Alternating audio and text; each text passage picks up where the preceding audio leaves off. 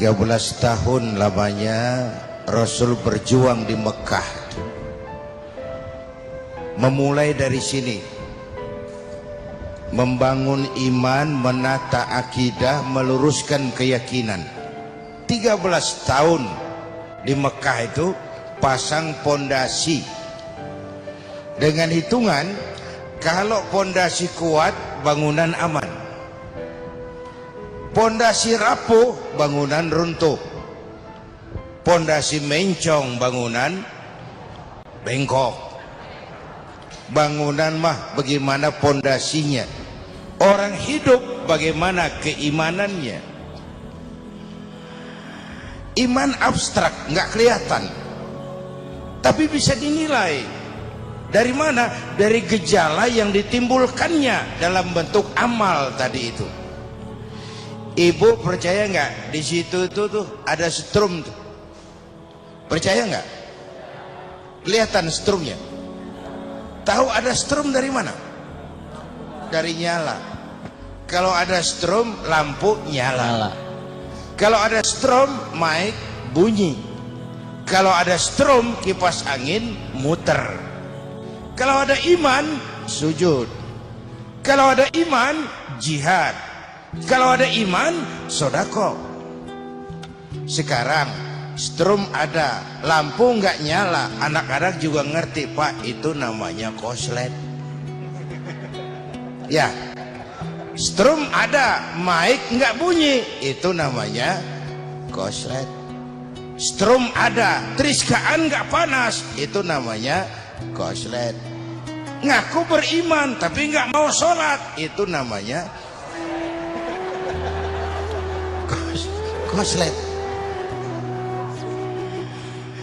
Ini intan paling mahal, ini mutiara paling berharga, iman. Boleh saja zaman berubah, tapi akidah nggak boleh goyah. Silahkan saja masa berganti, tapi iman jangan sampai mati. Nah, mari kita lihat. Al-Imam Abu Hanifah bilang iman itu 4 macam. Kita masuk yang mana? Ayo kita periksa. Berapa macam, Bu? Berapa? 4. 4 apa? 4 macam. Macam apa? Macam 4. Tuh, gua bolak-balik pusing diri dulu. Yang pertama ada imanun yazidu wala yankusu. Ada iman yang tambah terus, nggak pernah kurang. Ini contoh buat kita. Tambah, dan nggak pernah kurang. Ini siapa? Imanul anbiya wal mursalin. Imannya para nabi, imannya para rasul. Buka sejarah, nggak ada nabi yang dianak emaskan. Semua diuji, dicoba, macam-macam penderitaan dalam berjuang menegakkan keyakinan. Tapi makin berat ujian, makin berat perjuangan, makin mantap iman. Belum pernah kita baca sejarah ada nabi minta berhenti. Nggak kuat Tuhan, bubar aja lah. Nggak. Makin dihantam cobaan, makin kuat iman. Ini iman yang harus kita contoh. Kan ujian yang paling berat yang menimpa para nabi. Di bawah itu para aulia, para wali. Di bawah itu baru para ulama. Ke bawah dan ke bawah diuji tiap orang menurut kekuatan imannya, menurut keteguhannya berpegang kepada agama. Makin tinggi iman, makin besar bisikan iblisnya. Jadi kalau kita ini iman tipisan, yang goda tuh iblis recehan aja. Ini yang begini gua senggol juga miring nih. Udah, iblisnya kecil-kecilan aja. Tapi makin tinggi kualitas iman, makin berat juga iblisnya itu. Bapak Ibu dan pemirsa TV One. Jadi pada tingkat pertama tertinggi, iman yang terus bertambah dan tidak pernah berkurang. Kesitulah kita mencontoh imannya para nabi dan para rasul. Yang kedua, ada iman itu yang la yazidu wa la yankusu. Tidak bertambah, tidak juga berkurang. Ini namanya iman stabil. Dari dulu sampai gini hari imannya begitu aja. Dari tahun atu sampai sekarang begitu aja imannya, tambah enggak, kurang enggak. Iman jenis apa ini? Ini imannya para malaikat. Dari dulu ya gitu aja, tidak bertambah, tidak juga berkurang. Karena indikasi berkurang dan bertambah dengan amal dan maksiat. Berkurang karena maksiat, bertambah karena amal kebajikan. Nah, malaikat nggak nambah tuh amalnya. Ada malaikat yang sejak diciptakan disuruh tasbih, tasbih aja, yang lain nggak. Ada malaikat yang sejak diciptakan disuruh nyabut nyawa, nyawa aja dibedolin, yang lain nggak. Ada malaikat yang sejak ditugaskan disuruh ya nyampein wahyu, wahyu aja urusannya, yang lain nggak. Tapi malaikat juga imannya nggak berkurang. Kenapa? Nggak ada kecenderungan maksiat. Nggak pernah Jibril kita dengar korupsi ayat. Wah, nih ayat bagus nih, gue pakai sendiri aja nih, nggak usah sampein sama Muhammad. Nggak pernah. Malaikat maut nggak pernah salah. Orang belum mestinya mati dibatiin karena nggak demen. Nggak. Statis, stabil. Dari dulu sampai sekarang imannya seperti itu saja, tambah tidak, kurang pun juga tidak. Ini jenis yang kedua.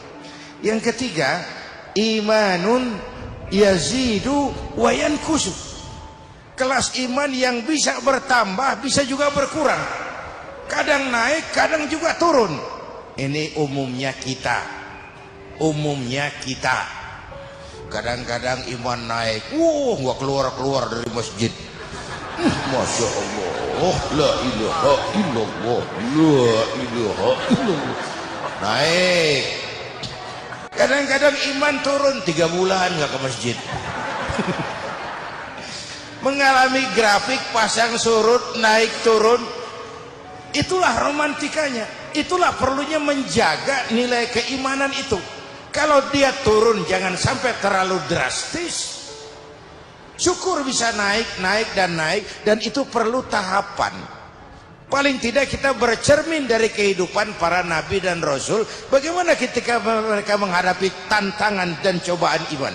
Jangan disangka loh kalau kita bilang saya beriman kepada Allah lalu welcome, itu enggak tuh. Jangan dikira kalau kita bilang saya hamba Allah lalu Allah bilang iya deh lu hamba gue. Enggak tuh. Akan datang cobaan, akan datang ujian, menguji kehambaan kita, menguji keimanan kita. Ahasiban nas ayyutraku ayyaqulu amanna wa hum la yuftanun.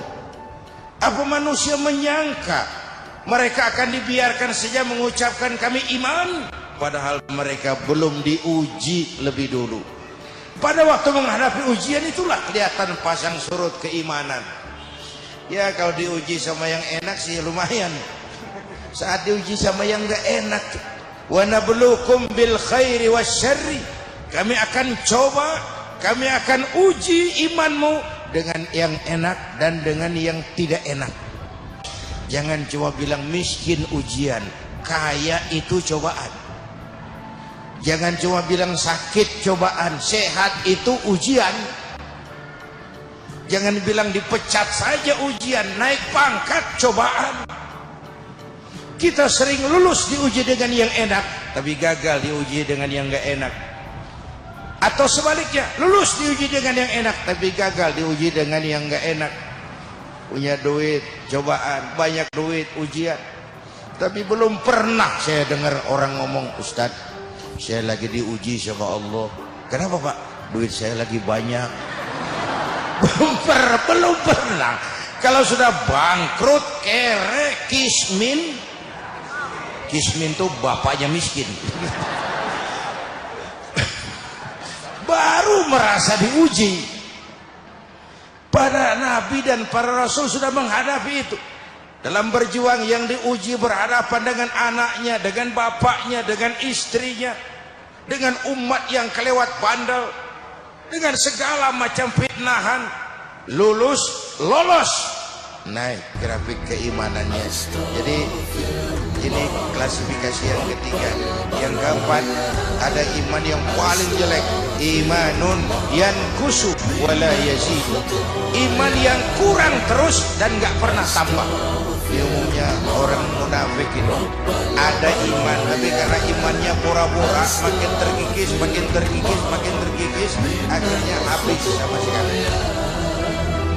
Astaghfirullah Rabbal baraya, astaghfirullah minal khutaya.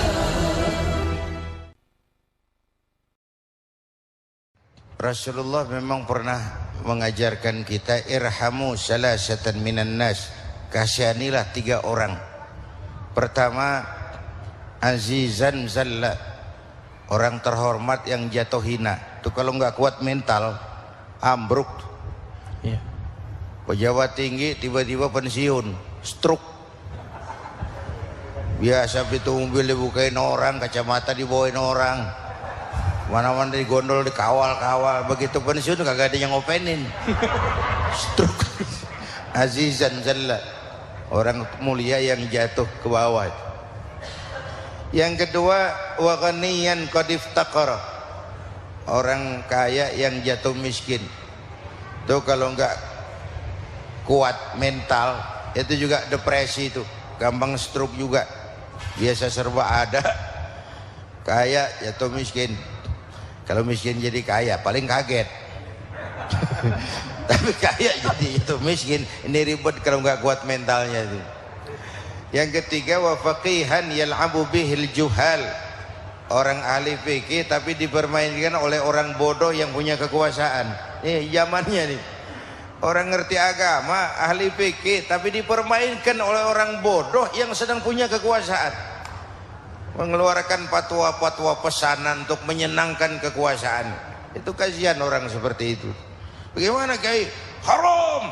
Yang benar Kiai, haram dikit dah. Pakai dikit dah lagi. Orang bodoh yang dipermainkan, orang alim yang dipermainkan orang bodoh yang punya kekuasaan. Tapi masalah bangkit dari keterpurukan itu perlu. Kenapa? Pedomannya cuma satu. Kita percaya bahwa apapun yang terjadi pada diri kita sekarang ini, itulah yang baik menurut Allah.